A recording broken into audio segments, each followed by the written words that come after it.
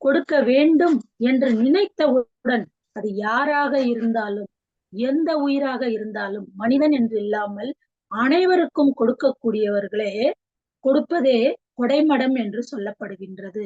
எதை பற்றியும் சிந்திக்காமல் இன்னார் இனியார் என்று வேறுபாடு கருதாமல் மாறி மழையானது எவ்வாறு வழங்குகின்றதோ அதை போல அனைவருக்கும் கொடுப்பது, அனைத்து உயிர்களுக்கும் கொடுப்பதை கொடைமடம் என்று சொல்கின்றார்கள்.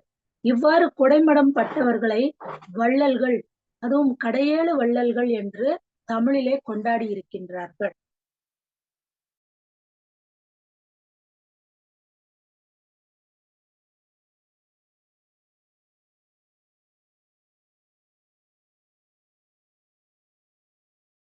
அனைவருக்கும் வணக்கம். இப்பொழுது பிரித்தானிய நேரம் இரவு 8 மணி. உலக அமைதி சமாதானத்தை முன்னிட்டு கூட்டு தியானம் செய்யவென இத்தளம் தினசரி 3 தடவை ஒன்று கூடுகின்றது. பிரித்தானிய நேரம் காலை 9:30, 11, இரவு 8 மணி என அமைவதை மற்ற நாடுகளில் இருந்து பங்கு பெற்றுவோர் அவர்களது நேர வலய கணிப்புடன் ஏற்றுக்கொள்ளுமாறு தாழ்மையுடன் வேண்டிக் கொள்கின்றோம். இதில் ஈடுபட அனைவரையும் ஊக்குவிப்பு முகமாகவும் அதற்கான வசதிகளையும் வழங்கி வரும் PSM தமிழ் ஐரோப்பா, PSSM குளோபல் இந்தியா அமைப்புகளுக்கு எமது நன்றி. இன்றைய நிகழ்வு ரெக்கார்ட்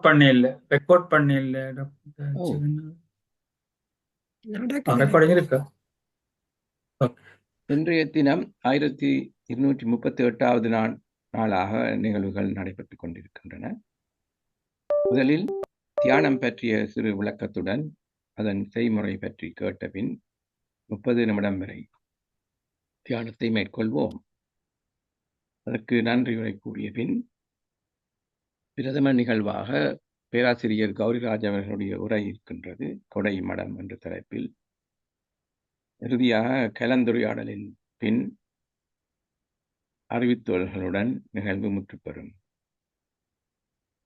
வாழ்க வையகம், வாழ்க வளத்துடன் என வாழ்த்தி உலகத்தில் சமாதானம், சமரசம், ஆரோக்கியம், ஒற்றுமை நிலவ வழி செய்வோம். நாம் செய்யும் கூட்டு தியானத்தின் பலன் பன்மடங்காகி மக்களிடையே உலகமெங்கும் பரவட்டும். இப்பொழுது தியானத்தை கனடாவில் இருந்து ஆனந்தி பாலதாசன் அவர்கள் வழிநடத்துவார். நன்றி. அனைவருக்கும் அன்பார்ந்த வணக்கம். உடல் அசைவின்றி இருக்கும் போது உடல் வசப்படும். மூச்சு சீர்படும் போது மனம் வசப்படும். உடலும் மூச்சும் வசப்படும் போது ஆன்மா வசப்படும். உடல், மனம், ஆன்மா மூன்றையும் ஒருங்கிணைக்கும் பயிற்சியே தியானம். இப்பொழுது தியானம் செய்யும் முறையை பார்ப்போம். தியானத்திற்கு முன்பும் பின்பும் இளம் சூடான நீரை அருந்தினால் தொண்டை வறட்சி ஏற்படாமல் தடுக்கலாம். ஒரு சுகமான ஆசனத்தில் அமர்ந்து கொள்ளுங்கள். உடலை தளர்ச்சியாகவும் நிமிர்ந்தும் உட்காருங்கள். கண்ணாடி அணிந்திருந்தால் கழற்றி வையுங்கள். விரல்களை இப்படியாக கோர்த்து மடி மீது வையுங்கள். பாதங்களை ஒன்றன் மேல் ஒன்றாக வையுங்கள். கண்களை இனிய புன்னகையுடன் லேசாக மூடிக்கொள்ளுங்கள். இப்பொழுது உள்மூச்சு, வெளிமூச்சு இரண்டையும் கவனியுங்கள். தியானத்தின் போது எண்ணங்கள் வரும். மீண்டும் மீண்டும் சுவாசத்தின் மேல் கவனம் வையுங்கள். எண்ணங்கள் படிப்படியாக குறையும். இப்பொழுது இனிய இசை வழங்கப்படும். நாங்கள் 30 நிமிடங்கள் தியானம் செய்வோம். முதல் 15 நிமிடங்கள் இசையுடனும் மிகுதி 15 நிமிடங்கள் மௌன தியானமும் செய்வோம். நன்றி. நன்றி. இப்பொழுது நவராத்திரியொட்டி இன்னும் 5 வினாடிகள் உள்ளன. உங்கள் இயல்பான நிலைக்கு வந்து கைகளை மெதுவாக பிரித்து விரல்களை கண் மீது வையுங்கள். 1, 2, 3, 4, 5. இப்பொழுது கண்களை மெதுவாக திறவுங்கள். நாங்கள் அனைவரும் ஒருங்கிணைந்து கூட்டுத் தியானம் செய்ததற்கு 30 வினாடிகள் கைதட்டி மகிழ்வோம்.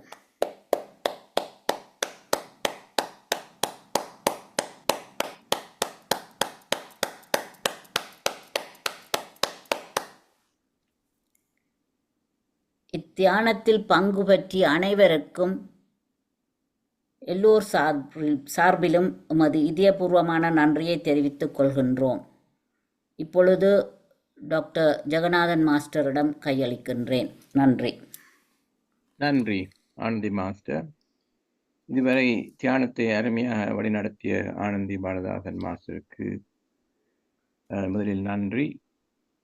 அதற்குரிய இசையை வழங்கிய மாஸ்டருக்கும், நிகழ்வுக்கான போஸ்டர்ஸை வழங்கிய மாஸ்டர்ஸுக்கும், நிகழ்வை பதிவு செய்வர் மாஸ்டருக்கும் நமது நன்றி. மேலும் நமது நன்றிகள் எம்மை பெற்று வளர்த்து சமூகத்தில் நல்ல நிலைக்கு ஆளாக்கிய பெற்றோருக்கும், அவருடன் சேர்ந்து துணை நின்ற மற்றோருக்கும், படைப்புகள் அனைத்தும் அமைய ஆதாரமாக விளங்கும் பிரபஞ்சத்துக்கும் உரித்தாகட்டும். தினமும் எழும் சூரியன் இருள் நீக்கி ஒளி தருவது உலக உயிர்கள் அனைத்தும் தழைக்கவே. தினமும் இத்தலத்தில் நிகழ்வன நமது அறியாமையை நீக்கி அறிவொளிக்கு வழியாக்கும் என்றால் மிகையாகாது. இத்தலத்தை ஆரம்பித்து வைத்ததுடன் அதனை தொடர்ந்து நீடிப்பதற்கு பொறுப்பேற்றிருக்கும் மாஸ்டர் திருமதி சி ஸ்கந்தராஜா அவர்களுக்கும் நாம் கடமைப்பட்டுள்ளோம். வாழ்க வையகம், வாழ்க வளத்துடன் என வாழ்த்தி உலகத்தில் சமாதானம், சமரசம், ஆரோக்கியம், ஒற்றுமை நிலவ வழி செய்வோம். இனி இன்றைய இரவு நிகழ்வுக்கு வரவிருக்கின்றோம். பேச்சை வழங்க இருப்பவர் பேராசிரியர் கௌரிராஜ் என நமக்கு அறிமுகமானவர். அவரது பெயர் திருமதி கௌரி யுவராஜ் என்பதே. அவர் MA, MPhil, PhD தேர்ச்சிகள் பெற்று தமிழ் பேராசிரியராக 27 வருடங்கள் கடமையாற்றியிருக்கின்றார். கல்லூரி பல்கலைக்கழக பாடத்திட்டங்கள் குழுவில் பங்கேற்பது மட்டுமல்லாது பல்வேறு நிகழ்வுகளையும் நடத்தியுள்ளார். நாட்டு நலம் கருதி பல்வேறு பணிகளிலும் ஈடுபட்டுள்ளார். கவிதை சிறுகதை போட்டிகளில் பரிசுகள் பல பெற்றதுடன் கட்டுரைகள் பல நூல்களும் எழுதியிருக்கின்றார். திருக்குறளுக்கு எளிய முறையில் உரை வழங்கிய முதல் பெண்மணி என்ற பாராட்டுதலையும் பெற்றவர். அவர்களது விருதுகளை பட்டியலை சொல்லிக்கொண்டே போகலாம். பைந்தமிழ் செல்வி, பாவலர் திலகம், பாரதிதாசன் பணிச்செல்வி என்றெல்லாம் இருக்கின்றது. ரெண்டு பேச எடுத்துக்கொண்ட தலைப்பு கொடை மடம் என்பது. அவரை இப்பொழுது தளத்தின் சார்பாக அன்புடன் வரவேற்று உரையை நிகழ்த்துமாறு வேண்டிக் கொள்கின்றேன். நன்றி.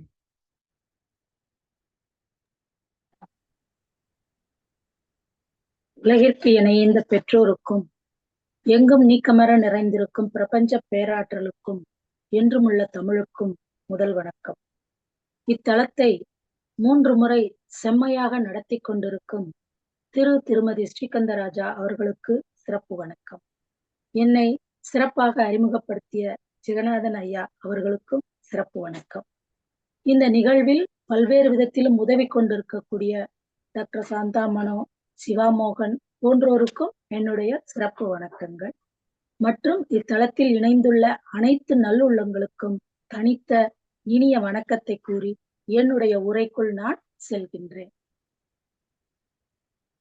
கொடை மடம். கொடை என்றால் நாம் அனைவருக்கும் தெரிந்ததுதான், கொடுப்பது. ஆனால் அதில் மடம் என்றால் என்ன? மடத்தன்மையோடு இருப்பது. கொடுப்பதில் மடத்தன்மையா என்று நாம் சிந்திக்கும் பொழுது ஆம் என்று பரணரே அந்த வரிகளை தன்னுடைய பாடலில் பயன்படுத்தி இருக்கின்றார். வேகன் என்ற கடையேழு வள்ளலை பாராட்ட வரும் பொழுது அவர் சொல்கிறார், அவன் கொடைமடம் படுவானே அன்றி படைமடம் படமாட்டான் என்று சொல்கின்றார். அதாவது கொடுப்பதில் மடத்தன்மை என்றால் நாம் யாருக்கு கொடுக்கிறோம், எதற்கு கொடுக்கிறோம், ஏன் கொடுக்கிறோம், இதை பெறுவதால் அவருக்கு என்ன நன்மை, நமக்கு என்ன இழப்பு, அல்லது இதை கொடுப்பதால் நமக்கு என்ன பெருமை என்றெல்லாம் சிந்தித்து பார்க்காமல் கொடுக்க வேண்டும் என்று நினைத்தவுடன் அது யாராக இருந்தாலும் எந்த உயிராக இருந்தாலும் மனிதன் என்று இல்லாமல் அனைவருக்கும் கொடுக்கக்கூடியவர்களே கொடுப்பதே கொடைமடம் என்று சொல்லப்படுகின்றது. எதை பற்றியும் சிந்திக்காமல் இன்னார் இனியார் என்று வேறுபாடு கருதாமல் மாறி மழையானது எவ்வாறு வழங்குகின்றதோ அதை போல அனைவருக்கும் கொடுப்பது, அனைத்து உயிர்களுக்கும் கொடுப்பதை கொடைமடம் என்று சொல்கின்றார்கள். இவ்வாறு கொடைமடம் பட்டவர்களை வள்ளல்கள், அதுவும் கடையேழு வள்ளல்கள் என்று தமிழிலே கொண்டாடி இருக்கின்றார்கள். புறநானூறு, சிறுபானாற்றுப்படை, சூடாமணி போன்ற நிகண்டு நூல், அந்த சங்க இலக்கிய நூல்கள் இவை எல்லாமே இந்த கொடைமடத்தை பற்றி பாராட்டி இருக்கின்றது. இந்த கடையேழு வள்ளல்களின் கொடைமடத்தை பற்றி பாராட்டி இருக்கின்றார்கள். கடையேழு வள்ளல்கள் என்றால் அப்ப முதல் 7 வள்ளல்கள், இடையேழு வள்ளல்கள் என்று இருந்தார்களா என்ற கேள்வியும் நமக்கு வரும். ஆம், இருந்திருக்கின்றார்கள். அவர்களை பற்றி நான் இறுதியில் சொல்கின்றேன். முதலில் நாம் கடையேழு வள்ளல்களை பார்ப்போம். கடையேழு வள்ளல்களை ஏன் பார்க்கிறோம் என்றால் அவர்கள் கொடுத்து மடம் பட்டவர்கள். அதில் குறிப்பாக முதலில் பேகன் என்பவன். பேகன் என்பவன் பொதினிமலை என்ற காலத்தில் சொல்லப்பட்ட, தற்காலத்தில் பழனிமலை என்று சொல்லப்பட்ட இடத்தை ஆட்சி செய்து கொண்டிருந்தவன். அவன் ஒரு நாள் தன் நாட்டிலே, பெரும்பாலும் இந்த கடையேழு வள்ளல்கள் எல்லோருமே மலைப்பகுதியை சார்ந்தவர்களாகவே, மலைப்பகுதியை ஆளக்கூடிய குறுநில மன்னர்களாகவே, சிற்றரசர்களாகவே இருந்திருக்கிறார்கள். பேரரசர்களாக சேர சோழ பாண்டியர்கள் போன்றவர்கள் எல்லாம் பல்லவர்கள் இப்படி எல்லாம் இருக்கின்ற காலத்தில் இவர்கள் ஒரு குறிப்பிட்ட ஒரு 300 200 ஊர்களை மட்டும் ஆட்சி செய்யக்கூடிய குறுநில மன்னர்கள். அப்படி குறுநில மன்னர்களாக இருந்தாலும் பேரரசரை போல இவர்கள் கொடை கொடுத்திருக்கின்றார்கள். அதோடு அவர்கள் கொடையினால் சிறப்பு பெற்றிருக்கின்றார்கள். ஆகையினால் இவர்கள் கடையேழு வள்ளல்கள் என்று சொல்லப்பட்டார்கள். அப்படி தற்காலத்தில் பழனிமலை என்று சொல்லக்கூடிய அந்த பகுதியை ஆண்டவன் பெயர்தான் பேகன் என்பது.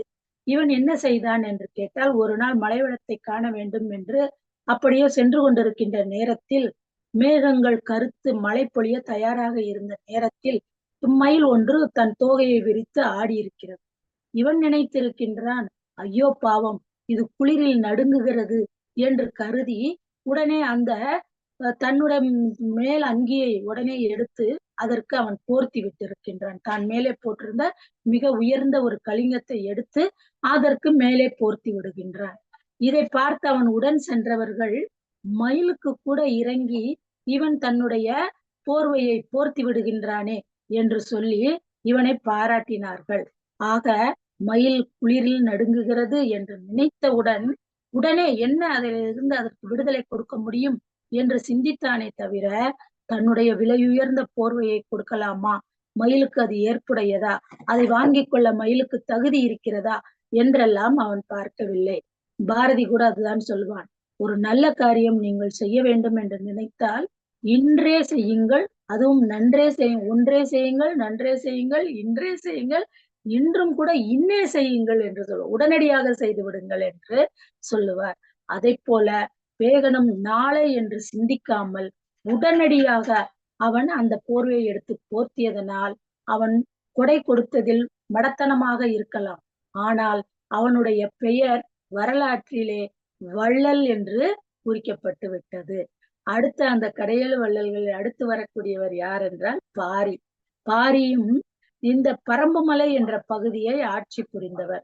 பரம்புமலை என்பது பிரான்மலை என்றும் சொல்லப்படுகின்றது. இந்த கடையேழு வள்ளல்களே மிகுதியான ஊர்களை வைத்திருந்தவர் யார் என்று கேட்டால் பாரிதான் என்று சொல்கிறார்கள்.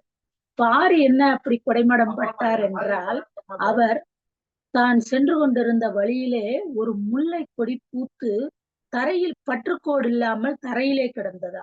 இதை பார்த்தவுடன் இது எங்கேனும் நசுங்கி உடனே தேரை நிறுத்திவிட்டு தேரோட்டியை நிறுத்த சொல்லி தான் தேரில் தான் அவன் சென்று கொண்டிருந்தான்.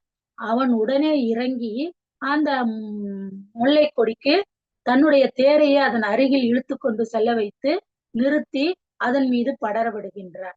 உடனே நாம் நினைத்திருப்போம், இவன் தான் ஒரு குறுநில மன்னனாயிற்று, யாரங்கே என்று ஒரு கட்டளையிட்டு ஒரு 4 குச்சிங்களை கொண்டு வந்து நடுங்க என்று சொல்லி அதற்கு ஒரு பந்தல் போட்டிருக்கலாம்.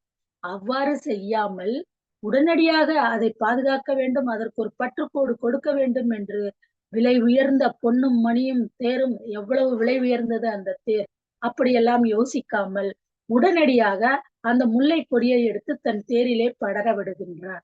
இது கொடைமடம்தான். இருந்தாலும் வரலாற்றில் முல்லைக்கு தேர் கொடுத்த பாரி என்று பெரிய பாரி மாதிரி பேசுறைய.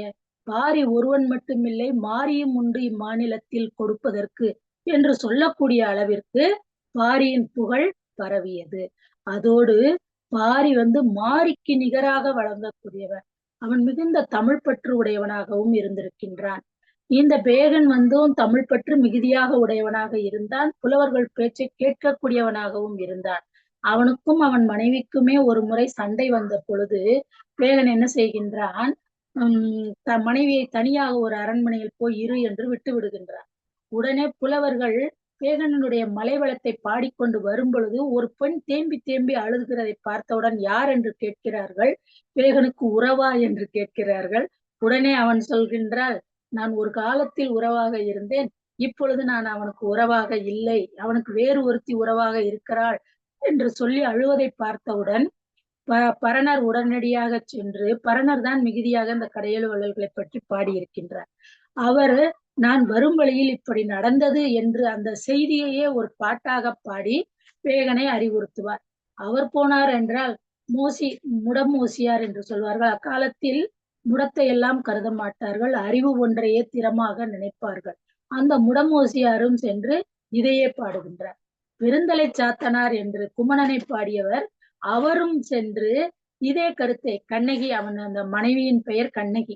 இந்த கண்ணகி சிலப்பதிகாரத்தில் வந்த கண்ணகி இல்லை, இவளது பெயர் கண்ணகி. ஆக அந்த கண்ணகியை பற்றிய அவரும் பெருந்தலை சாத்தனாரும் பாட, உடனே 3 புலவர்கள் சொன்ன பிறகு தன் மனைவியை விட்டு விடக்கூடாது என்று அவன் அழைத்து கொண்டு வந்து அந்த 3 புலவர்களையும் தங்கள் அரண்மனைக்கு விருந்துக்கு அழைத்து, நாங்கள் ஒற்றுமையாக இருக்கிறோம் பாருங்கள் என்று கொண்டாடினான் என்று சொல்வார்கள். ஆக தமிழையும் தமிழ் புலவர்களையும் எப்படியெல்லாம் மதித்திருக்கின்றார்கள் என்பதை இது நமக்கு காட்டுகிறது. இதை போல பாரிக்கு 2 பெண் குழந்தைகள், அங்கவை சங்கவை என்று, இரட்டை பிள்ளைகள் என்றும் சொல்கிறார்கள். இரண்டும் வேறு வேறு என்றும் அதாவது வேறு வேறு கருவில் வேறு வேறு ஆண்டுகளில் பிறந்தவர்கள் என்றும் சொல்கிறார்கள். அப்படி இரட்டை குழந்தைகளாக இருந்த அந்த அங்கவை சங்கவையை தமிழ் அறிவு உடையவளாக வளர்க்க வேண்டும் என்று பாண்டியனின் அவையில் இருந்த கபிலரை வரச் செய்து அவர்களுக்கு தமிழ் அறிவுறுக்க ஆசைப்படுகின்றான் பாரி. அதே போல தூதும் விடுகின்றான். அவன் குணத்தை அறிந்து அவரும் அரசவை, பேரரசருடைய அரசவையை விட்டுவிட்டு பாரியிடமே வந்து விடுகின்றார். பாரியிடமே வந்ததோடு இந்த அங்கவை சங்கவை இருவருக்குமே நல்ல கல்வியும் கற்றுக் கொடுக்கின்றார், தமிழ் கல்வியும் கற்றுக் கொடுக்கின்றார். பாண்டியனுக்கு இந்த பரம்பு மலையின் மேல் ஒரு கண். எனவே அவன் என்ன செய்கின்றான், எப்படியாவது இந்த பரம்பு மலையை பாரியினுடைய பிள்ளைகளோடு போட்டியிட்டு, அதாவது பிள்ளைகளை பரம்பு மலையை பிடிப்பதற்காக ஒரு உக்தி செய்கின்றான். ஏற்கனவே அவன் திருமணமானவன் இருந்தும் கூட அங்கவை சங்கவை 2 பெண்களையும் எனக்கே நீ மனம் முடித்து கொடுக்க வேண்டும் என்று கேட்கின்றார். உடனே அவனுக்கு கோபம் வந்து விடுகிறது பாரிக்கு. திருமணமான ஒருவருக்கு நான் என் பெண்ணை தரமாட்டேன் என்று மறுத்து விடுகிறான். இதையே ஒரு காரணமாக வைத்துக்கொண்டு பாரியின் மேல் போர் தொடுக்க அவன் திட்டமிடுகின்றான். தான் திட்டமிட்டதோடு தன்னோடு சேர சோழர்களையும் சேர்த்து கொள்ளுகின்றான். அவர்களையும் சேர்த்து கொண்டு அவன் அவர்களிடமும் இந்த இதை சொன்னவுடன் அவர்களும் தனித்தனியாக ஒரு ஓலை அனுப்புகிறார்கள் பாரிக்கு. பாரியின் பெண்கள் இருவரையும் தங்களுக்கே மனமுடித்து வைக்க வேண்டும் என்று சொல்லி. ஆனால் அந்த மூவருக்கும் பாண்டியனுக்கு என்ன பதில் சொன்னானோ அதையே சேர சோழர்களுக்கும் சொல்லி மறுத்து விடுகின்றான் அவன். அப்படி மறுத்தவுடன் என்ன, மூவரும் ஒன்றாக சேர்ந்து கொண்டு இவனோடு சண்டையிட, பாரியோடு சண்டையிட வருகின்றார்கள். பாரியோடு சண்டையிட வந்தவுடன் அவன் பரம்பு மலையில் பெரிய அரண்மனை அமைத்து வாழ்கின்ற காரணத்தினால் அவன் ஊர்களை சுற்றி இவர்கள் வளைக்க முடியும். சிறிய படையை அங்கே நிறுத்திவிட்டு மிகப்பெரிய படையோடு அவன் பரம்பு மலை உச்சிக்கு போய் சென்று விடுகின்றான். அங்கிருந்து கொண்டு இவர்களால் ஒன்றும் செய்ய முடியாத வகையில், அதாவது மேலிருந்து கொண்டு கல்லை உருட்டுவது, மறைந்திருந்து கொண்டு மேலே ஏறி வரக்கூடியவர்கள் மேல் அம்பு எய்துவது போன்ற தந்திரமான போர் செய்து சேர சோழ பாண்டியர்களை வீழ்த்தி விடுகின்றார். அவர்களால் இவனை ஒன்றும் செய்ய முடியவில்லை. ஆக அவர்கள் நீண்ட காலம் முற்றுகையிட்டு பார்க்கின்றார்கள். கபிலர் அவனோடு இருக்கின்ற காரணத்தினால் கபிலர் கிளிகளை பழக்கி, கிளிகள் குருவிகள் இவற்றை எல்லாம் வழக்கி கீழே சென்று நெல்மணிகளை கொண்டு வரச் செய்து மலையின் மீது அவற்றை விளைய வைத்து உண்கின்றார்கள். அதோடு அந்த பரம்பு மலையிலே பலாமரங்கள் மிகுதியாக இருக்கின்றன, தேனிறால்கள் தேன் கூடுகள் மிகுதியாக இருக்கின்றன. எனவே நல்ல அது வெள்ளருவி பாயக்கூடிய பரம்பு மலை என்றுதான் சிறுபான்மையாற்றுப்படை ஆசிரியரை பாராட்டுகின்றார். அப்படிப்பட்ட அந்த பரம்பு மலையில் அவனுக்கு தேவையான உணவு எல்லாம் கிடைக்கக்கூடிய வகையில் எல்லாமே இங்கே இருக்கிறது. நீ எத்தனை காலம் முற்றுகையிட்டாலும் எங்களுக்கு சோர்வு ஏற்படாது. நாங்கள் நன்றாக பலாக்கொட்டைகளை வேக வைத்து உண்பது, பலாப்பழங்களை உண்பது, தேனிடாக்கள் கொடுப்பது, வெள்ளருவி நீர் எங்களுக்கு குடிக்க தேவையானதாக இருக்கின்றது. அதோடு மலை நெல்லும் நன்றாக விளைகிறது. எனவே எத்தனை அதோடு விலங்குகள் வகைகளும் இங்கு மிகுதியாக கிடைக்கின்றன. நீங்கள் எத்தனை காலம் முற்றுகையிட்டாலும் நாங்கள் பரம்பு மலையை விட்டுக் கொடுக்க மாட்டோம் என்று கபிலர் ஒரு கவிதையே எழுதி கீழே அனுப்பி விடுகின்றார். இவ்வாறு செய்தவுடன் சரி இனிமேல் நின்று பயனில்லை என்றும், அதோடு வந்தவர்கள் எவ்வளவு தூரத்திற்கு உணவு இதெல்லாம் கொண்டு வந்திருக்க முடியும். எனவே 3 மாத காலம் முற்றுகையிட்டு விட்டு திரும்பி சென்று விடுகிறார்கள். திரும்பி சென்றாலும் கூட அவர்களுக்கு ஒரு வஞ்சனை இருக்கின்றது. எப்படியும் இந்த பாரியை வீழ்த்த வேண்டும் என்று அவர்கள் என்ன செய்கின்றார்கள்? 2 அவன் பாணர்களுக்கும் புலவர்களுக்கும் மதிப்பு கொடுக்கக்கூடியவன் என்பதை தெரிந்ததனால் 2 வீரர்களை பாணர்கள் போல வேஷமிட்டு அவனுக்கு கவிதைகள் பாடுவதைப் போல, அவனை புகழ்ந்து பாடுவதைப் போல, எந்நேரமும் அவனோடு இருப்பது போல 2 பேரை இந்த 3 அரசர்களும் தயார் செய்து அனுப்புகின்றார்கள். மன்னிக்கவும். அப்படி அனுப்பியவுடன் இந்த இருவரும் என்ன செய்கின்றார்கள்? எந்த நேரமும் பாரியோடையே சுற்றி கொண்டிருப்பது. அவன் தான் வழக்கமாக மலைவளம் காண செல்வானே. அப்படி அவன் செல்லும் பொழுது அவனை பின் இருந்து முதுகிலே குத்தி வீழ்த்தி அவனை வீழ்த்திவிட்டு அவர்கள் இருவரும் தப்பி ஓடி விடுகின்றார்கள். கபிலரும் வேளிர் குலத்தை சார்ந்தவன் பாரி என்பதால் பல்வேறு வேளிர் குலத்தவர்களிடம் சென்று அவனைப் போல இருக்கக்கூடிய, அவனை விட கீழான இருக்கக்கூடியவர்கள் கூட பொருளாதாரத்தில் சென்று இந்த 2 பெண்களையும் திருமணம் செய்து கொள்ளுங்கள் என்று கேட்டு பார்க்கின்றார். யாருமே இந்த 3 வேந்தர்களுக்கும் பயந்து கொண்டு முன்வர மறுக்கிறார்கள். உடனே அவர் வேறு வழி இல்லாமல் ஒரு வேளிர் வீட்டில் அந்த பெண்களை அடைக்கலமாக கொடுத்துவிட்டு பெண்ணையாற்றங்கரையில் அமர்ந்து உண்ணா நோன்பிருந்து இறந்து விடுகிறார். அப்பாரியே போய்விட்டான், இனிமேல் நான் இருந்து என்ன செய்ய போகிறேன் என்று. அப்படிப்பட்ட சிறப்புடையவனாக வரலாற்றிலே இன்றும் முல்லைக்கு தேர் கொடுத்தவன் என்று பாராட்டப்படுகின்றார். அடுத்து நாம் பார்க்கக்கூடியது காரி.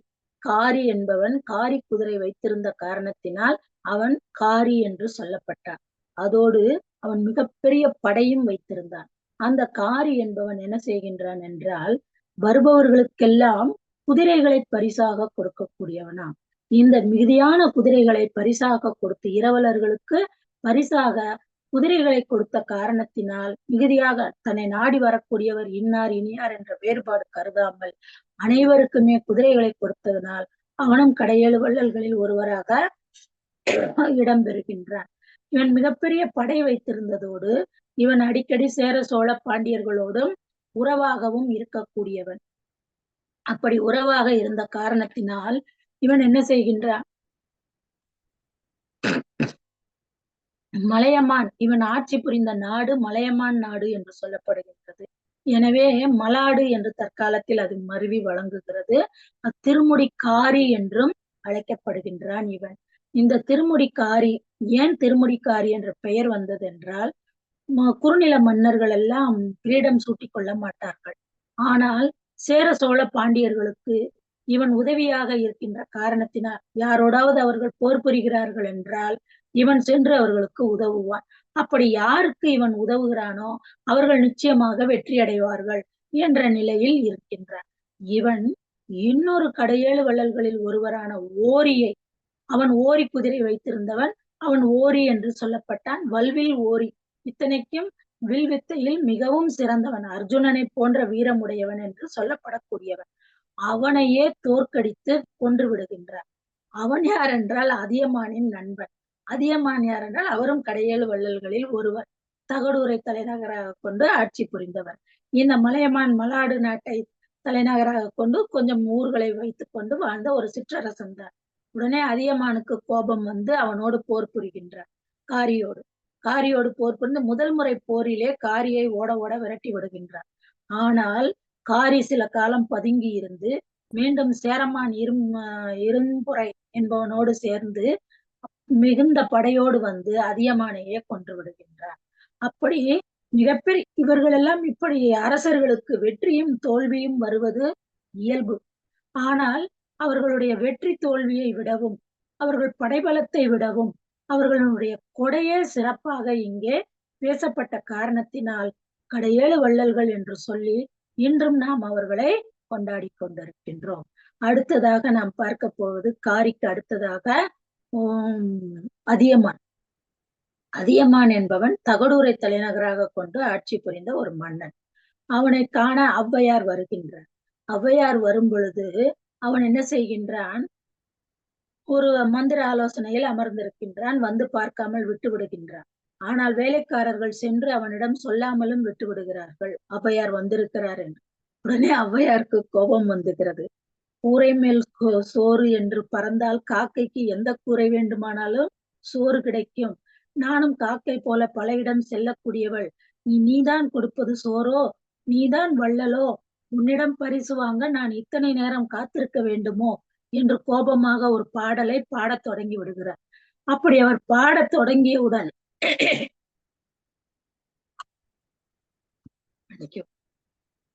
அவர் பாடத் தொடங்கினார் என்றவுடன் ஒருவன் உள்ளே சென்று அதியமானை அழைத்து வந்து விடுகிறான் என்று வைத்துக் கொள்வோம். அப்படி வந்தவன் மன்னிக்க வேண்டும் என்று கேட்டுக்கொள்கிறான். மிகவும் நட்பாகி விடுகின்றான். பிறகு தேவையான உபசரிப்புகள் எல்லாம் செய்து அனுப்புகின்றான். அப்படிப்பட்டவன் நாட்டில் பூரிக்கல் என்ற ஒரு மலை இருக்கின்றது. அந்த மலையிலே ஒரு அதிசயமான நெல்லி மரம் இருக்கிறது. அதில் ஆண்டுக்கு 1 or 2 தான் காய்க்கும். அந்த காய் திரண்டு உருண்டு எப்பொழுதுதான் வரும். இல்லை என்றால் அது சிறிதாக பிஞ்சாக இருக்கும் போது கூட உதிர்ந்து விடும். ஆகவே அந்த மரத்தின் அருகிலே அதை உண்பவர்கள் சாவா நோன்பை பெறுவார்கள். அதாவது என்றுமே இறப்பில்லை என்று இருக்கலாம். இளமையோடு எந்த வயதில் உண்கிறார்களோ அந்த வயதோடு அவர்கள் நீண்ட காலம் உயிரோடு அவர்களாக சென்று தங்களை முடித்துக் கொள்ளாமல் அவர்களுக்கு முடிவே வராது என்று சொல்லக்கூடிய வகையில் அவர்கள் வாழலாம் என்ற அதிசயமான நெல்லி மரம். எனவே 2 காவலர்களை வைத்து காவல் காத்து அவன் அங்கே அந்த நெல்லி வருகிறதா என்று பார்த்து கொண்டிருக்கின்றார்கள். அந்த ஆண்டு நெல்லி வந்து விடுகிறது. அது நன்றாக பெரிதாகவும் காய்த்து விடுகிறது, பிஞ்சிலே உதிராமல். உடனே அதை பறித்து கொண்டு வந்து அந்த காவலர்கள் தம் மன்னன் உண்டு மகிழ்ச்சியாக நம்மை வாழ்த்துவான், நல்ல அரசனாக நீண்ட காலம் நமக்கு ஆட்சி செய்வான் என்று எதிர்பார்த்து கொண்டிருக்கின்றார்கள். அந்த நேரத்தில் ஔவையார் களைத்து சளைத்து வந்து, நான் மிகவும் சோர்வாக வருகிறேன் அதியமான், எனக்கு உண்ண ஏதாவது கொடுக்க வேண்டும் என்று கேட்கிறார். உடனே அந்த தட்டில் இருந்த நெல்லிக்கனியை எடுத்து அவையே நீங்கள் புசியுங்கள் என்று கொடுத்து விடுகின்றார். அவையும் வாங்கி வேகமாக உண்டு விடுகின்றார். ஆனால் அங்கிருந்தவர்கள் கண்கள்லாம் வியப்பில் விரிகின்றன.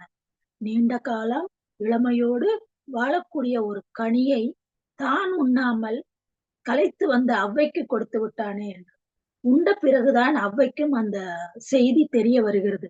ஐயோ, உனக்கு யமனாக நான் வந்து விட்டேனா என்று கேட்கிறார் ஔவை. இல்லை ஔவையே, நீங்கள் வாழ்ந்தால் தமிழ் வாழும். அதோடு உங்கள் புலமையால் மிகுதியானவர்கள் நன்மை பெறுவார்கள். எனவே நீங்கள் தான் இதை உண்பதற்கு சரியான ஆள், தக்க சமயத்தில் வந்தீர்கள். எனவே நான் உங்களுக்கு கொடுத்தேன் என்று அதை கொடுத்து விடுகின்றான். ஆக ஔவைக்கு நெல்லி இந்த அதியமானும் கடையேழு வள்ளல்களில் ஒருவனாக சிறப்பு பெற்று விடுகின்றான். அப்படிப்பட்ட அதியமான் ஓரிக்காக, தன் நண்பன் ஓரிக்காக காரியோடு போரிட்டு காரியிடம் முதல் முறை காரியை விரட்டி அடித்தாலும் 2ஆம் முறை இறந்து படுகின்றான். அவன் இறந்தவுடன் இனி நாங்களெல்லாம் எங்கே செல்வோம் என்று வருந்துகின்றார்கள். ஔவையும் கூட தான் வாழும் நாளெல்லாம் நான் வாழ வேண்டும் என்று எனக்காக நெல்லிக்கனி கொடுத்தாயே, அந்த சிவபெருமானை போல நீ வாழ்வாயாக என்று அவனை வாழ்த்தி பாடியிருப்பார். அப்படி வரலாற்றில் அவன் அப்பொழுது சொல்லுவான், நான் உண்டிருந்தால் இந்த உடம்பு, நாற்றம் எடுத்த இந்த உடம்பு தான் வாழ்ந்திருக்கும். நீங்கள் உண்டதால் என்னை வரலாற்றில் இடம்பெற செய்யக்கூடிய வகையிலே ஒரு பெரிய பாடலை எனக்கு கொடுத்து விட்டீர்கள். எனவே நான் என்றும் இந்த பாடலால் உயிரோடு இருப்பேன் என்று சொல்லி இருப்பான். ஆக அடுத்ததாக நாம் பார்க்க போவது ஆயண்டிரன். ஆய் என்று அவன் சுருக்கமாக அழைக்கப்பட்டான். ஆயண்டிரன் என்பது அவனுடைய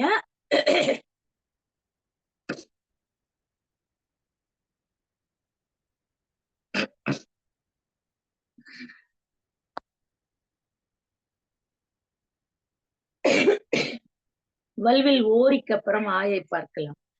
அந்த காரியால் மாண்டு விட்டான் இல்லையா, அதியமானுக்கும் காரிக்கும் நெருங்கியவன் ஓரி என்பதால் இவனை பார்ப்போம். வல்வில் ஓரி என்பவன் கடையெழு வள்ளல்களில் ஒருவராக கொண்டாடப்படுகின்றார். இந்த வல்வில் ஓரி என்ன ஏன் வல்வில் ஓரி என்று கேட்டால், நல்ல வில்லுக்கு விஜயன் என்று சொல்வதை போல இந்த வில்லுக்கு ராமரும் சிறப்பாக அந்த வில் அம்புகளை பயன்படுத்தியதை போல வல்வில் ஓரியும் சிறப்பாக கொண்டாடினான் என்று சொல்வார்.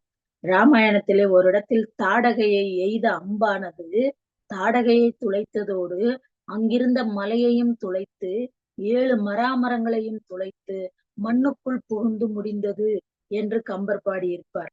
அதை போலவே வல்வில் ஓரி எய்த அம்பானது என்ன செய்ததாம், அவனுடைய ஒரு யானையை வயிற்றை உள்ளே புகுந்து சென்று அந்த யானையை அடிப்பதற்கு தயாராக இருந்த ஒரு புலியின் வாய்க்குள் புகுந்து அங்கிருந்த கலைமான் பக்கத்தில் நின்று கொண்டிருந்த கலைமானின் முதுகில் பாய்ந்து அதைவிட அதற்கு அருகிலே உரல் போன்ற தலையோடு இருந்த காட்டுப்பன்றியையும் உருட்டி விட்டு அது சென்றது என்று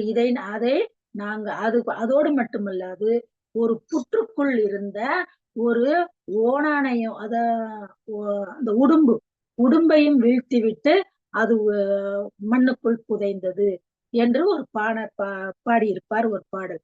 ஏன்னா இதே போல வழியிலே ஓரி வந்து கொண்டிருக்கின்ற பொழுது இவன் என்ன செய்கிறான்,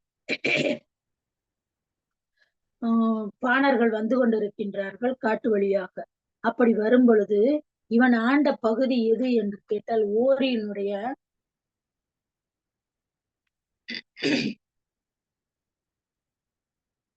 குறும்புரை நாடு என்று சொல்லப்படுகின்றது. ஆக இந்த குறும்புரை நாட்டின் வழியாக வரும் பொழுது இவனை பார்த்தவுடன் ஒரு நல்ல இளைஞன் வில் வைத்துக் கொண்டு வருகின்றான்.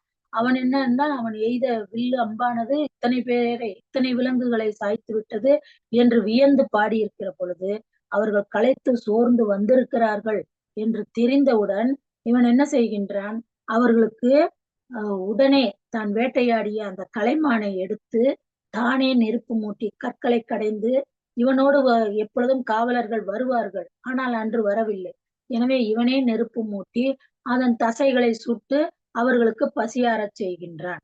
இப்படி தான் ஒரு அரசன், குறுநில மன்னன் என்றெல்லாம் கருதாமல் இவன் உபகாரம் செய்தானே என்று என்ன செய்கின்றார், இந்த ஓரியானவன் இப்படி செய்ததோடு அனைவருக்கும் சிறப்பாக நல்ல உணவுகளை கொடுத்ததோடு தன் நண்பர்கள் நீண்ட காலம் வாழ வேண்டும் என்பதற்காக தன் நாட்டையே பரிசாக கொடுக்கின்றார்.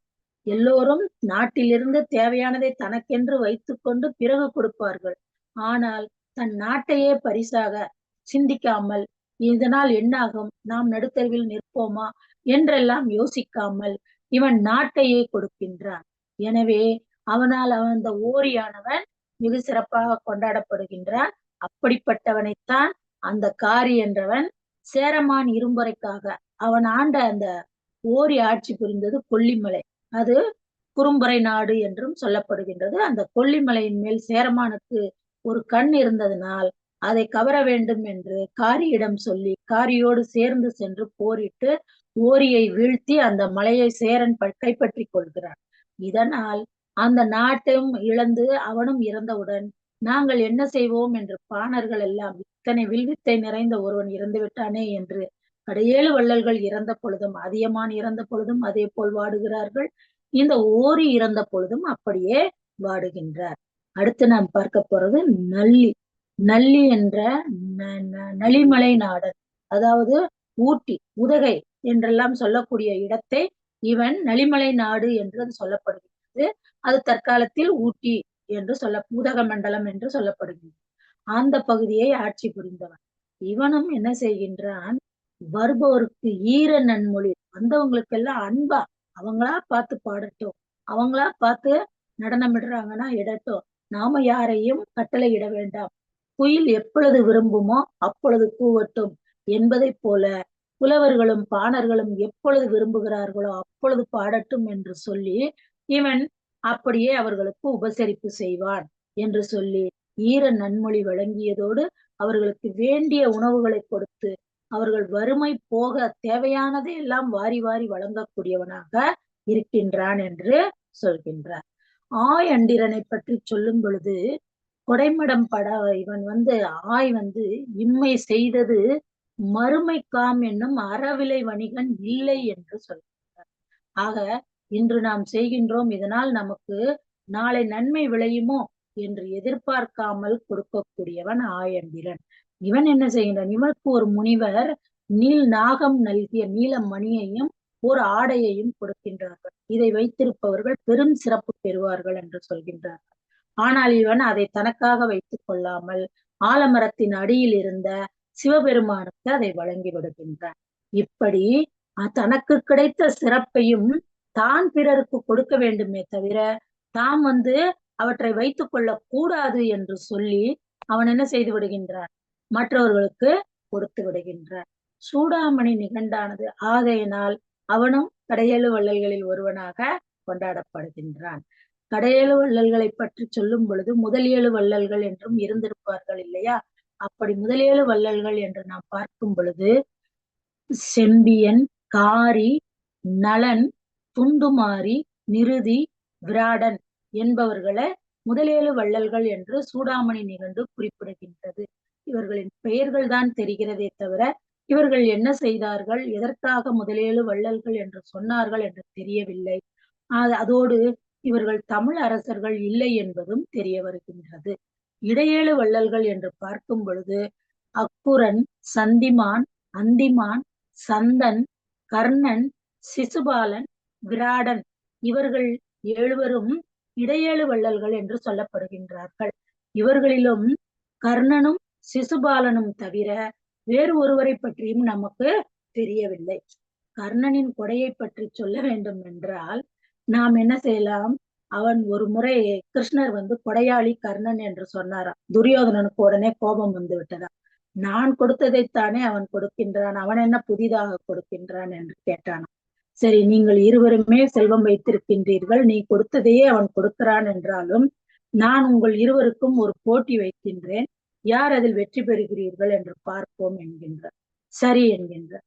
அந்த ஒரு வயதான கிழவர் நான் என் மகளுக்கு 6 மாதம் கழித்து திருமணம் வைத்திருக்கின்றேன், அவளுக்கு நீங்கள் காய்ந்த விறகு ஒரு வண்டி கொடுக்க வேண்டும் என்று கேட்கின்றார். சரி, பார்க்கலாம் என்று இருவரும் சொல்லி விடுகிறார்கள். ஆனால் அவர் 6 மாதம் கழித்து கேட்கும் பொழுது அடைமழை காலம், மார்கழி மாதம், மார்கழி முடியும் தருவார். அந்த நேரத்தில் தை மாதத்தில் திருமணம் முதல் நாளில் வைத்திருக்கிறேன், இப்பொழுதே நான் விறகை வாங்கி கொண்டு செல்ல வேண்டும், எனவே வந்தேன் என்று துரியோதனனிடம் சென்று முதலில் கேட்கிறார். அவன் சொல்லுகிறார், என்ன உனக்கு பைத்தியமா? இப்ப மழை எப்படி கொட்டிக்கிட்டு இருக்கு, எங்க இருந்து காஞ்ச விறகு தர்றது ஒரு வண்டி, போயிட்டு வா, வேணா தை மாசம் உனக்கு முடிஞ்சா நான் பாக்குறேன் அப்படின்னு சொல்லிடுறான். ஆனா அதுவே கர்ணன் என்ன செய்கின்றான்? கர்ணனிடமும் போய் அதை போல சொல்லி கேட்டவுடன் அங்கே இருக்கக்கூடிய அந்த அரண்மனையை இடித்து விட்டு அதற்குள் இருக்கக்கூடிய அந்த காய்ந்த விறகுகளை ஒரு வண்டியில் ஏற்றி அவர் வீட்டுக்கு அனுப்புங்கள் என்று சொல்லிவிடுகின்றான் தன்னுடைய பணியாட்களை. இதுதான் இருவருக்கும் உள்ள கொடை வேறுபாடு என்று கிருஷ்ணர் சொல்கின்றார். அவன் இடித்தது அரண்மனையை போய் இடிக்கலாமா, எப்படி முல்லைக்கு தேர போய் கொடுக்கலாமா அப்படின்னு எல்லாம் யோசித்தோம் என்றால் அவர்களினுடைய கொடை வல்லமை, வள்ளல் தன்மை சிறப்புற்றிருக்காது. அதே போல ஒரு முல்லா கதையும் கூட சொல்வார்கள். முல்லா ஒருவர் இருந்தாராம். அவருக்கு யாருக்காவது ஏதாவது உதவி செய்ய வேண்டும், ஆனால் தான் செய்தேன் என்று வெளியே தெரியக்கூடாது என்ற ஒரு எண்ணமாம். உடனே அவர் என்ன செய்வாராம்? இரவிலே பணத்தை ஒரு துணியில் மூட்டையாக கட்டி யாரிடமாவது கொடுத்து விட்டு தான் யார் கொடுத்தது என்று தெரிவதற்கு முன் ஓடி மறைந்து விடுவாராம். அப்படி ஒரு நாள் இரவு சாலையோரத்தில் அமர்ந்திருந்த ஒருவனிடத்தில் ஓடி சென்று கொடுக்கின்றார். கொடுத்து விட்டு அதாவது முடிச்சை கட்டி போட்டு விட்டு ஓடி விடுகிறார். மறுநாள் விசாரித்தால் அது ஒரு திருடனுக்கு அந்த பணம் கிடைத்திருக்கிறது என்று ஊர் மக்கள் பேசியதன் மூலம் தெரிந்து கொள்கிறார். ஐயோ, நாம் பணத்தை வீணடித்து விட்டோமே என்று நினைக்கின்றார். மறுநாளும் அதே போல ஒரு பணத்தை முடிப்பாக கட்டி கொண்டு பார்க்கின்றார். ஒரு பெண் மிகவும் அந்த வழியா போய் கொண்டிருக்கிறார். நேற்றுத்தான் ஒரு ஆடவனிடம் ஏமாந்து விட்டோம், இன்று இந்த பெண்ணுக்கு கொடுத்து விடுவோம் என்று பெண்ணுக்கு கொடுக்கின்றார். பெண் முன்னால் போட்டுவிட்டு ஓடி விடுகின்றார். ஆனால் அந்த பெண்ணும் விபச்சாரம் செய்யக்கூடியவள், தீய தொழில் செய்யக்கூடியவள் என்று மறுநாள் தெரிய வருகின்றது. இன்றும் தவறு செய்து விட்டேனா என்று மிகவும் வேதனைப்படுகிறார். 3ஆம் நாளும் அதே போல் செய்கிறார். வழியில் போய்க் கொண்டிருந்த ஒருவரின் முன்னால், ஒரு வயதான ஒருவரின் முன்னால் போட்டுவிட்டு போய்விடுகிறார். அந்த வயதானவரும் மிகப்பெரிய பணக்காரராம், அந்த ஊரிலே இருக்கக்கூடிய மிகப்பெரிய பணக்காரராம். ச்சே, 3 நாளும் இப்படி வீணடித்து விட்டோமே என்று வேதனைப்படும் பொழுது அவருக்கு கனவிலே தோன்றி இறைவன் சொன்னாராம், நீ வீணடிக்கவில்லை, சரியாகத்தான் கொடுத்திருக்கின்றாய். நீ கொடுத்ததனால் திருடன் அந்த பொருளை வைத்து ஒரு கடை வைத்து பிழைக்கின்றான், தன் திருட்டை விட்டு விட்டான். தீய தொழிலை விட்டுவிட்டு அந்த பெண்ணும் கண்ணியமாக இப்பொழுது வாழ்ந்து கொண்டிருக்கின்றார். அந்த பணக்கார வயோதிகரும், இத்தனை காலமும் நாம் பணம் வைத்திருந்தோம், இப்பொழுது நம்மை பிச்சைக்காரன் என்று நினைத்து ஒருவன் கொடுக்கக்கூடிய நிலைக்கு வந்துவிட்டோம். இனிமேலும் நாம் பணத்தை சேகரித்து என்ன செய்ய போகிறோம், நாமும் இவனைப் போல கொடுப்போம் என்று கொடுக்க தொடங்கிவிட்டார். எனவே நீ செய்தது வீண் போகவில்லை. எனவே அன்றறிவாம் என்னாது, எப்பொழுதெல்லாம் நமக்கு முடிகிறதோ அப்பொழுதெல்லாம் நாம் நற்சிந்தனையோடு பிறருக்கு வழங்கும் பொழுது நம்முடைய செயல்கள் நல்லதாகவே முடியும். நல்லன எண்ணினால் நலனவாக முடியும் என்று சொல்லி வாய்ப்புக்கு நன்றி கூறி விடைபெறுகிறேன். நன்றி, வணக்கம். நான் ஒரு ஆசிரியரைப் போல பேசுவது உங்களுக்கு வருத்தமாக இருந்தால் என்னை மன்னித்து விடுங்கள். அது அப்படியே பழகிவிட்டது. 27 ஆண்டுகளாக தொடர்ந்து ஆசிரியர் போலவே பேசி பேசி. எனவே நாம் ஏன் இதையெல்லாம் இப்பொழுது இந்த கடையேழு வள்ளல்களை பற்றி, கர்ணனை பற்றி, மற்றவர்களை பற்றி எல்லாம் தெரிந்து கொள்ள வேண்டும் என்றால், நம்முடைய பண்பாடு, கலாச்சாரம், வள்ளல் தன்மை, மனிதன் என்பதே பிறருக்கு உதவுவது என்பதுதான். எனவே பொருளிருப்போர் பொருளை கொடுங்கள், பொருளற்றோர் உடல் சகாயம் செய்யுங்கள், அதுவும் மற்றோர் கல்வி அறிவை கொடுங்கள் என்று பாரதி சொல்கின்றான். அதை போல நல் வார்த்தையாவது பேசுங்கள் என்கின்றார். எனவே நம்மால் முடிந்தவரை நல்லதை பிறருக்கும் செய்வோம், நாமும் மகிழ்வோம். நாம் மனித பிறவி எடுத்ததே மகிழ்ச்சியாக வாழ்வதற்கு. அதை மறந்து நாம் வேறு எதோ செய்து கொண்டிருக்கின்றோம். பிறருக்கு உதவி நாமும் மகிழ்ந்து பிறரையும் மகிழ்விப்போம். நன்றி. நன்றி பேராசிரியர் அருள்ராஜ் அவர்களே. கொடையின் இந்த கலியுக காலத்திலே நாங்கள் கொடுத்தல் வாங்கல் என்று கணக்கு பார்த்து கொண்டிருக்கிற காலத்திலே கொடையின் சிறப்பை பற்றி அருமையான ஒரு பேச்சை வழங்கியதற்காக நாங்கள் எல்லோரும் சேர்ந்து சில வினாடிகள் கரகோஷம் எழுப்புவோம். கேட்டதற்காக நான் கைத்தட்டுகிறேன். நீங்கள் ஒன்றும் ஆசிரியர் செய்த மாதிரி பேசவில்லை. இந்த கலந்துரையாடலின் போதுதான் சில பேர் ஆசிரியர்கள் சொல்றது பிஹேவ் பண்ற மாதிரி நீங்க பேசுறவர்கள் செக்லிஸ்ட் மூலம் சொல்லி காட்டுவார்கள். நான் யோசிச்சேன் இது தேவையானது. ஆகவே இந்த கலந்துரையாடலுக்கு முன் எனக்கு ஒரு பணிவான வேண்டுகோள் ஒன்று எல்லோருக்கும் விடுக்கிறேன். அதாவது பேச்சுடன் சம்பந்தமுடைய கருத்துக்களை மட்டும்தான் நாங்கள் பரிமாற வேண்டும். வரவேற்கத்தக்கது. ஏற்கனவே சொன்ன மாதிரி நீங்கள் பட்டியல் போட்டு யூ செட் தட் நீங்க கூறுறீங்கன்னு சொன்னால் அது ஆசிரியர் ஒன்று நான் யோசித்தேன். ஆனால் புதிய கோணத்தில் அணுகுவதான கருத்துக்கள் வரவேற்கத்தக்கன. ஏனென்று சொன்னால் அது அந்த மூலமாக தான் நாங்கள் ஒரு தெளிவுக்கு மேல இடம் அளிக்கலாம். எனவே நான் மற்றவருடைய கருத்துக்கு வருவோம். முதலிலாக சுகேந்திரா தர்மகுமார் மாஸ்டர், நீங்கள் பேசலாம். எல்லோருக்கும் வணக்கம். இன்று கௌரிராஜ் மாஸ்டர் கொடைமடம் என்ற தலைப்பில் நீங்கள் அருமையான ஒரு பேச்சு பேசினீர்கள். கடையேழு வள்ளல்கள் இவர்களை பற்றி நாங்கள் சிறு வயதில் படித்திருக்கிறோம். முல்லைக்கு தேர் கொடுத்த பாரி, இவைகளை பற்றி எல்லாம் படித்திருக்கிறோம். ஆனால் இப்போது நீங்கள் எங்களுக்கு கூறும் போது அதுகள் எல்லாம் நினைவுக்கு வருகின்றது. சிறு வயதில் படித்தது எல்லாம் நினைவுக்கு வருகிறது. நான் நீங்க மடம் என்று கொடை மடம் என்று சொல்லிக்க என்னென்று யோசிச்சு நான் இப்பதான் விளங்குது. அது இந்த மடை திறந்த வெள்ளம் என்று சொல்லுவார்கள். உங்களிடம் என்ன இருக்கிறதோ அதை மற்றவர்களுக்கு எப்படி என்றாலும் கொடுத்தால் அதுவே எங்களுக்கு நன்மை எங்களுக்கு ஒரு நல்ல இடத்துக்கு கொண்டு போகும் என்றதுதான்.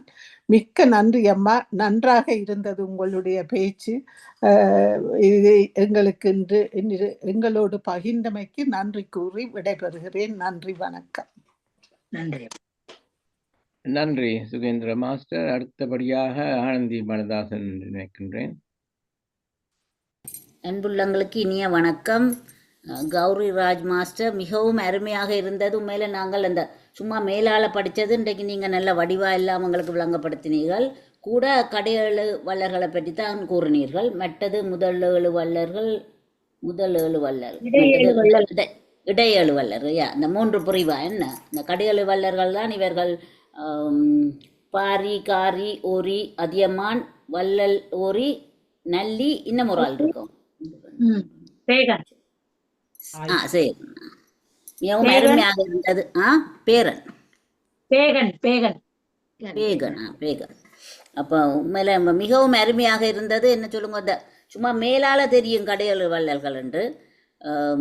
இது இவ்வளவு விளக்கமாக தெரிஞ்சது மிக அருமையாக இருக்கிறது. மற்றது நாங்கள் இன்றைக்கு எங்களோட திருக்குறள் கிளாஸ்லையும் நன்றியில் செல்வம் 101வது அதிகாரம் படித்தனாங்க. அதுக்கும் இதுக்கும் உண்மையில சரியான அந்த கனெக்ஷன் என்ன அந்த கனெக்ஷன் இருக்குது.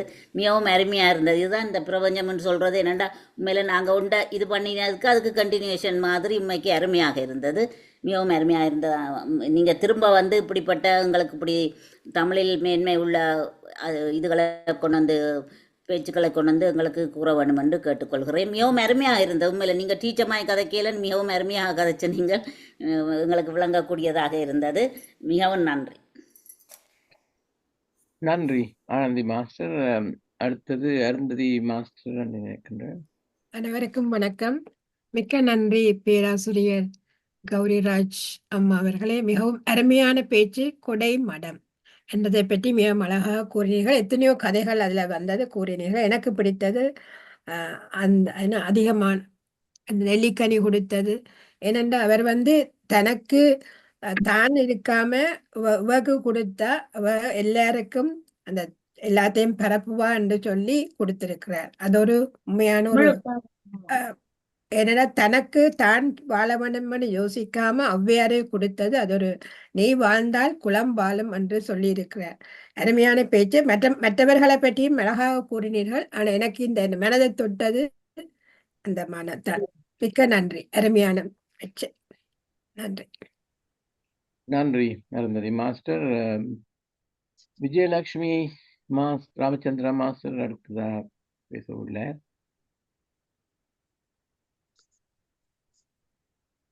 அனைவருக்கும் வணக்கம். இன்று சகோதரி அருமையான ஒரு உரையாற்றினார். அதில் எனக்கு தெரிந்தது தெரியாது என நிறைய விடயங்களை நான் அறிந்து கொண்டேன். இந்த இடைக்கால முற்கால அப்படியான வள்ளல்களை பற்றி, அவர்களின் வள்ளன்மைகளை பற்றி இப்போதுள்ளவர்களுக்கு நாங்கள் கொடுப்பதும் ஒரு கொடைதான். அவரும் ஒரு கொடையாளி போல் நிறைய விடயங்களை எங்களுக்கு தந்திருக்கிறார்.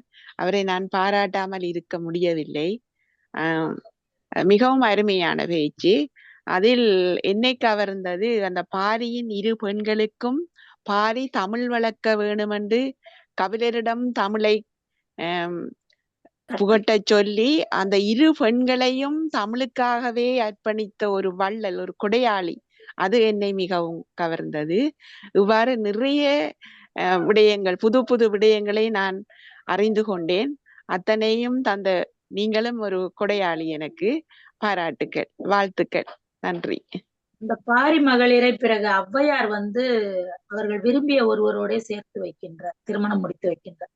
பாரி மகளிர் இந்த மாதிரி வேளிர் வீட்டில் இருக்கிறார் என்று தெரிந்து கொண்டு அவர்கள் திருமணம் செய்து வைப்பது ஔவையார். இந்த காலத்தில் இருந்த ஔவையார், சங்க காலத்து ஔவையார். மற்ற அந்த ஔவையின் பாடலும் நல்ல பாடல். இருந்து தலை வீசி இருந்து ஈரோடு பேன் வாங்கி இருந்து அந்த முறம் பிடைத்த அடித்தாள் என்ற ஒரு பாடல், ஔவையார் பாடல். அதுவும் ஒரு நல்ல ஒரு பாடலாக இரு ஔவையார் பாடல். அருமை. எப்படி இருக்கக்கூடாது என்று சொல்லுவார். என்றதுக்கு அப்படியும் இருக்கிறார்கள் இப்ப. இன்றும் இருக்கிறார்கள், அன்றும் இருந்திருக்கிறார்கள். இருந்திருக்கிறார்கள். நன்றி, நல்லா இருந்தது. வாழ்த்துக்கள். மேலும் பல புதிய தகவல்களை தர வேண்டும் என்று கேட்டுக்கொள்கிறேன். நன்றி. நன்றி விஜயலட்சுமி மாஸ்டர். அடுத்ததாக பால் ஜோசப் மாஸ்டர் கனடாவிலிருந்து. அனைவருக்கும் வணக்கம். மிக அழகாக பேசினீர்கள் எங்களுடைய திருமதி கௌரிராஜ் அவர்கள்.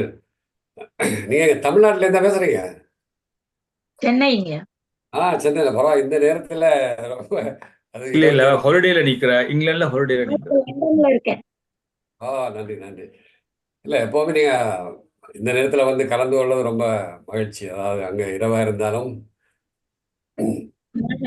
ஒரு 6 மாத காலங்களாக இங்கே இருக்கிறேன். ஆமா. லண்டன்ல. கடியேறு வள்ளல்கள், கொடியேறு வள்ளல்கள் இவர்கள்லாம் கொடை மடம். ஆமா, இலக்கியங்கள்ல மிகவும்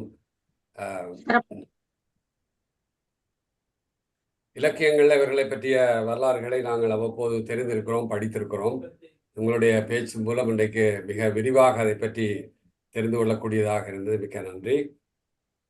அன்றைக்கு இவர்கள்லாம் ஒரு அரசர்களாக இருந்தவர்கள், கொடை வள்ளல்களாகவும் இருந்திருக்கிறார்கள். ஆனால் இன்றைக்கு சாதாரணமாக இருக்கிற எங்களுடைய மக்கள், இங்கே இருப்பவர்கள், வியாபாரிகள் அல்லது பெரிய பிஸ்னஸ் பீப்புள் எல்லாம் நிறைய சேரிட்டரி, இன்னைக்கு அதை நாங்கள் சேரிட்டரின்னு சொல்றோம். அதாவது அப்படி ஒரு அமைப்பு வைத்து அதன் மூலம் பல்வேறு பணிகளை செய்பவர்களையும் நாங்கள் வள்ளல்கள் தான். அவர்களை நாங்கள் பாராட்டியாக வேண்டும். அதில் குறிப்பாக எங்களுடைய ஈழத்து சமூகத்தைச் சேர்ந்தவர்கள் நிறைய பேர் அங்கே போரினாலே, யுத்தங்களினாலே பாதிக்கப்பட்ட மக்களுக்கெல்லாம் ஒவ்வொரு ஆண்டுகளும் அவர்களுடைய பல்வேறு காரணங்களினூடாக, பல்வேறு அமைப்புகளூடாக, ஊர் சங்கங்களூடாக, பள்ளிக்கூடங்களூடாக, பழைய மாணவர் அமைப்பூடாக, இப்படி பல்வேறு இதெல்லாம் செய்து கொண்டு இருக்கிறார்கள். அண்மையில் இங்கே கனடாவில் இருந்து கூட யாழ்ப்பாண மருத்துவமனைக்கு ஒரு பெரும் ஒரு வியாபாரி ஒருத்தர், ஒரு பிஸ்னஸ் மேன் ஒருத்தர் நிறைய கோடிக்கணக்கில் அந்த மருத்துவமனைக்குரிய இயந்திரங்கள் எல்லாம் இப்படி வாங்கி கொடுக்குற சூழல்கள் எல்லாம் பார்க்குறோம். அதெல்லாம் இந்த மாதிரி ஒரு மரபில் வந்திருக்குமோ அப்படிங்கிறது, மரபியல் ரீதியாக வந்திருக்குமோ அப்படிங்கிறது, அதை பற்றியே நாங்கள் எங்களுடைய அடுத்த தலைமுறைக்கு, எங்களுடைய பிள்ளைகளுக்கெல்லாம் இதை பற்றி தமிழ்ல பாடங்கள்ல சொல்லுகிற பொழுது வரலாற்றை எழுதி பதிப்பிக்க வேண்டும். ஆமாம், புலம்பெயர்ந்த நாடுகள்ல இருக்கிற இந்த அடுத்த தலைமுறையினர், 3ஆம் தலைமுறையினர் வந்து விட்டார்கள். அவர்களும் இந்த கதைகளை கேட்கிற பொழுது அவர்களுக்கு ஒரு உற்சாகம், ஆர்வம் வரும் அப்படிங்கிறது ஒரு கருத்து. அதுல ஒரு மாற்று கருத்து என்ன அப்படின்னா, நான் எப்பவுமே சொல்வது, இது ஒரு நகைச்சுவையாக இல்லை. இந்த முல்லைக்கு தேர் கொடுத்த பாரி அப்படிங்கிறது, அதாவது அவர் ஒரு அரசன் காட்டுக்குள்ள போகிற பொழுது பல அவருடைய போர் வீரர்கள், அமைச்சர்கள் இவர்கள்லாம் போயிருப்பார்கள். ஆனால் அவ்வளவு ஒரு மிக பெருமதியா தேரண்டா உங்களுக்கு தெரியுமா, இவ்வளவு மிக பெருமதியான தேர் அதை செய்வதற்கு அது ஒரு முல்லைக்கு கொடுத்ததுங்கிறது என்னால ஏற்றுக்கொள்ள முடியாது. அது ஒரு சேவகர்கிட்ட சொல்லி என்று சொல்லுங்க. அதுதான் கொடை மடம் என்று சொல்லப்படுது. அந்த நேரத்தில் கொடுக்க வேண்டும் என்ற எண்ணம் இருந்ததே தவிர பொருளை பற்றியோ எதை பற்றியுமோ சிந்தனை இல்லை. அந்த முல்லை காப்பாற்ற விமர்சிக்க வரையில ஒரு சேவகர்கிட்ட சொல்லி ஒரு குச்சியை, ஒரு தடியை எடுத்து நட்டுறப்பா அப்படின்னு சொன்னா, அது ஒரு பழைய ஒரு மரக்கிளையை வெட்டி அதுல நட்டிருந்தா கூட விஷயம் முடிஞ்சிருக்கும். அதாவது நீங்க சொல்றது சரிதான், இல்லை. ஆனா சில விஷயங்கள் உண்மையா நடந்திருக்குமோ. கண்டிப்பா என்ன பொறுத்த வரைக்கும் அவர் தேரை விட்டுட்டு போயிருக்க மாட்டார். இல்ல, பிறகு அந்த பந்தல் போட்டு விட்டு தேரை எடுத்துக்கொண்டு சென்று விடுகிறார்கள். ஆனால் உடனடியாக செய்தார் என்பதுதான் அந்த சிறப்பு. உடனே கையில என்ன இருக்கோ அதை கொடுத்துட்டார். பிறகு போர் வீரர்கள் எல்லாம் அதற்கு தேவையான பந்தல் அமைத்து அதில் படர விட்டு தேரை எடுத்துக்கொண்டு சென்று விடுகிறார்கள். ஆனால் அந்த கொஞ்ச நேரத்திற்கு கூட உடனே கொடுத்தாரு, உடனே நினைச்ச உடனே என்ன இருக்கோ அந்த மடம் தான் இன்றும் வரலாற்றில் நிற்கிறது. அவர் குச்சியை நட்டிருந்தா நாம அவரை பத்தி பேசியிருப்போமா? பேசுறோம். நன்றி வால் ஜோசப் மாஸ்டர். அடுத்தது பவானி விக்னேஸ்வரன் மாஸ்டர். எல்லோருக்கும் வணக்கம். இன்று கௌரி ராஜா அம்மா நல்லொரு விளக்கமான கடை 7 வள்ளல்களை பற்றி சொன்னார். நாங்கள் இப்போ கிட்டடியில தான் அது எங்களோட கிளாஸ்ல படிச்சினாங்க.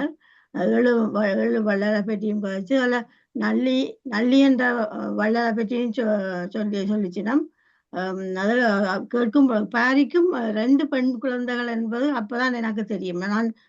நான் படிக்கக்குள்ள தேருக்கு இது முல்லைக்கு தேர் கொடுத்த கதை தான் ஒழிய வேறு ஒன்றும் நாங்கள் படிக்கல.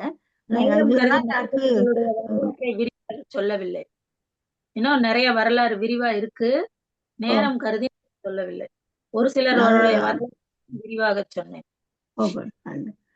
மிகவும் நல்லா இருந்தது. நீங்கள் மற்ற முறை மற்றதையும் சொல்லுங்க சொல்லிக்கொண்டு விடைபெறுகிறேன். சிசுபாலனை பற்றி கூட நாம் மிகுதியாக இருக்கிறது செய்திகள். இடையேழு வள்ளல்களில் கர்ணன், சிசுபாலன் அந்த இருவர் தான் தெரிகிறார்கள். மற்றவர்கள் தெரியவில்லை. பேர் மட்டும்தான் இருக்கிறது. அந்த இருவரில் சிசுபாலன் மிகுதியாக செய்யக்கூடியவனாக இருந்தாலும் அவன் ஒரு கெட்ட புத்தி நிறைந்தவனாக இருக்கின்றான். ஆகையினால அவனை பத்தி நிறைய கதையே இருக்குது. அவன் பிறக்கும் போதே 4 கை 3 கண்ணோட பிறந்தானான். யார் தூக்குறாங்களோ, யாரால அவனுக்கு மரணம் வருமோ அப்பதான் அவன் சாவான்னு சொல்றாங்க. அப்படி கடைசியில கண்ணன் தூக்கின உடனே இறந்த உடனே அவனுடைய சொந்த அத்தையின் மகன் சிசுபாலன், வசுதேவரின் தங்கை மகள்.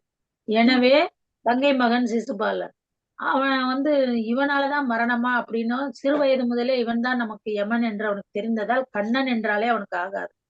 யாரெல்லாம் எதிரியோ அவர்களோடு சேர்ந்து கொண்டு கண்ணனை எதிர்க்க பார்ப்பான். அத்தைக்காரி இவங்கிட்ட ஒரு வரம் கேட்பான் கண்ணன் கிட்ட. கண்ணா, நீ என் பிள்ளைய கொன்னுடாத, நீ உன் கையில தான் மரணம்னு அசிரீரி சொல்லுச்சு அப்படின்னு சொன்ன உடனே யார் தூக்கும் அந்த குழந்தையவே ஆத்துல விட்டுட்டு போயிடலான்னு அவங்க நினைச்சாங்களாம். பிறந்த உடனே 4 கை 3 கண்ணெல்லாம் இருக்கு. அப்புறம் அசிரீரி சொன்னதான், யாருடைய மடியிலையாவது வைக்கும் போது அந்த கை போகுதோ கண்ணு மறையுதோ அப்ப அவனாலதான் மரணமும் வரும். ஆனா நிச்சயம் அது நடக்கணும்னு சொல்லிச்சோம். நிறைய லட்சம் பேர்கிட்ட வந்து தூக்கி தூக்கி பார்த்துட்டு யாருக்கு போகல. கடைசியில கண்ணன் கிட்ட வரும்போது போயிடுது. போன உடனே நீ கொன்னுடுவியா அப்படின்னு உன் மருமகனை நீ கொன்னுடுவியான்னு கேட்கும்போது, உனக்காக நான் பொறுக்கிற அத்தை, 100 தவறுகள் செய்யும் வரை நான் பொறுத்துக் கொள்கிறேன். அதன் பிறகு என்னால் பொறுத்து கொள்ள முடியாது என்று சொல்கிறான். அவனும் சரி, உன் கண்ணு முன்னாடியே காட்டாம அவனை மறைச்சு வளர்க்கறேன்னா அவனை பட்டம் சூடுற வரைக்கும், சேதி நாட்டுக்கு ராஜாவா ஆகுற வரைக்கும் அவங்க கண்ணன் கண்ணுல படாமலே வைக்கிறாங்க. இருந்தாலும் கண்ணன் தான் தன் எம்மன் என்று சிறு வயது முதலே அவனுக்கு தெரியுங்கிறதுனால சந்திக்க ஆரம்பிக்கும் பொழுது முதல்ல தர்மனுடைய அந்த ராஜசூய யாகத்தில் சந்திக்கிறான். அப்படி சந்திக்க ஆரம்பிச்சதுல இருந்து அவன் எல்லா நேரத்துலயும் சண்டையே போடுறான். ருக்மணிய முதல்ல சிசுபாலனுக்கு தான் மனம் முடிக்கணும்னு நினைப்பாங்க. ருக்மணி கண்ணனை காதலிக்கிறதுனால கண்ணன் போய் சிறை எடுத்துட்டு வந்துருவாரு. அப்பயும் அவன் கோவப்பட்டு திட்டுவான். இப்படியே தவறுகள் செய்து கொண்டே 100வது தவறாக செய்யும்போது சக்கராயுதத்தால் அவன் கழுத்தை அறுத்து விடுவான். அந்த சிசுபாலனும் அந்த இடையேழு வள்ளல்களில் ஒருவனாக சொல்லப்பட்டிருக்கின்றான். கர்ணன், சிசுபாலன். மற்றவர்கள் பெயர் தான் தெரிகிறது, ஒன்றும் தெரியவில்லை. வரலாற்றிலும் அவர்களை பற்றிய குறிப்பு இல்லை. நன்றி. இன்னும் 2 பேர்கள் கைகள் இருக்கின்றன. சிக்கந்தராய மாஸ்டர். அனைவருக்கும் வணக்கம். மிகவும் சிறப்பான பேச்சு. கொடை மடம் பற்றி அருமையாக நீங்க பேசியிருந்தீங்க. நான் இதுல அறிந்து கொண்ட செய்தியைத்தான் சொல்ல. நீங்க பேசி போட்டு போகலாம். நீங்க சொன்ன விஷயத்தை எடுத்து நாங்கள் அதை அப்ளை பண்ணணும், மற்றவர்களுக்கும் அப்ளை பண்றோம். அதான் எனக்கு பிடித்தது. அதாவது நாங்கள் காசளவு மாத்திரம் செய்ய தேவையில்லை. நாங்கள் வேறு விதமாக கூட செய்யலாம். ஒரு ஆளுக்கு படிப்பிச்சு விடலாம். ஒரு ஆளுக்கு என்ன ஒரு விஷயம்